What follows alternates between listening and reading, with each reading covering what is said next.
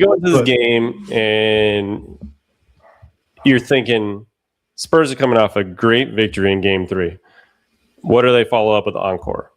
And they come out on fire, shooting threes like crazy, making threes like crazy. They made 14 threes in the first half, which was an NBA record.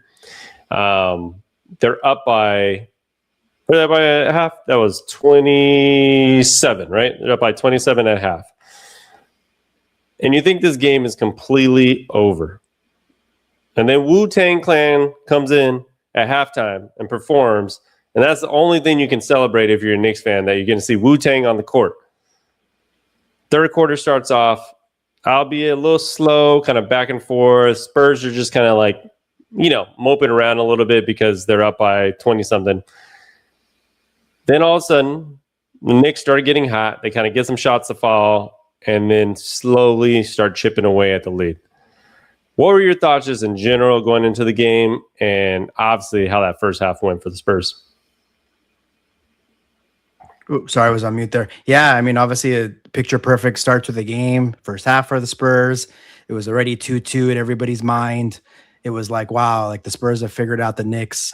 And it's now an even series. I was really just about to get on here and talk about how Knicks got to do their best to just be like, hey, if we came into the finals and you told us it was going to be 2-2 after 4 with 3 to go, we would probably take it. And so I went from that to like, damn, we're on the cusp of history. Obviously, it's been 53 years or so. But yeah, I mean, there's nothing really you can say other than the Spurs came out ready to play. I mean, most of the time when you're up 29 or whatever, up 20 plus, you're going to win that game. We talked about the Lakers, and I think the Lakers were actually same thing. I think they would have tied the series 2-2 that year against Boston. I think it was it went down 3-1. Yep. Yeah.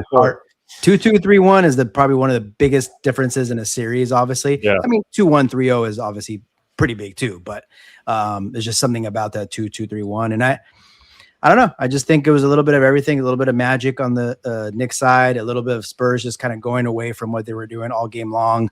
A little bit of Spurs were extremely hot from 3 in the first half, and it just didn't carry on in the second half. Yeah. We talked about this too in the first half, just like the amount of threes that are shot in the NBA now, and like the game has changed so much. What were you trying to tell me earlier, Eric? Yeah, I mean, I guess I was just kind of thinking like there's been a lot of game 7s as of late that where the road team has won. And of course in history that's happened, but it just feels like there's been a lot less like a home court advantage. And I know tonight's game, it's probably not the best example because obviously the crowd was just ridiculous towards the end. But I was just kind of thinking like, I think the difference is like just that 3-point line, that equalizer. Any given night, you could just get extremely hot from 3. Yeah. And teams are going to shoot a lot of threes. It's just the name of the game. And so if a road team comes out hot from 3, it doesn't matter if they're playing on Mars, they're going to most likely win if they're out shooting. If it's obviously a big difference between, 3-pointers and as far as like percentage with the two teams. And so the first half that proved to be true, but I guess just like it can make you, it could definitely break you. And that's exactly what happened in the second half. And although New York was hitting some threes, I even thought they were probably shooting too many when they were making their comeback. Cause I'm like, damn, you do have a lot of time left. Yeah. But I get it. Sometimes you want to like hit those big daggers and come back in chunks. But yeah, I really think the 3-point line and just the volume that the, teams are shooting it now, it just makes for even playing field, in particular in the playoffs. Yeah. In the same vein, comebacks are so prevalent now because of the 3-point shot. Like literally the Knicks had a 22-point comeback in the fourth quarter in this playoff run already. And we thought that was the biggest comeback ever. Little did we know that was the precursor to the most ridiculous comeback in the finals history.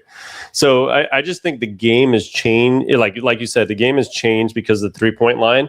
And so teams are just never out of a game. I mean, Spurs, gosh, they were up 29 points. How do you lose a finals game like that?